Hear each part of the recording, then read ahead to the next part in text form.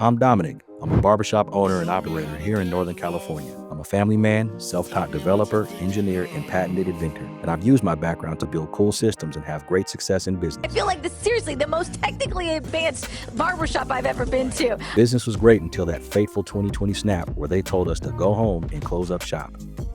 I had no idea what to do with idle time and idle hands, so I started to learn the classics.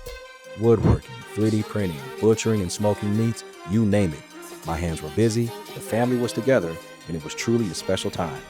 And just like that, they told us to reopen shop and get back to work, which was great, but I missed the days of learning and being together. So I said to myself, why not make a YouTube channel where I can continue practicing and learning? Then I thought, let's really push the envelope and create an entire media company to share the passions and build community and experience true work-life balance.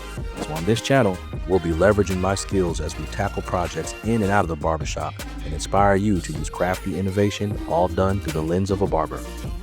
So if you're into what I'm into, I welcome you to the Barber Tech Network and invite you to come along for the ride.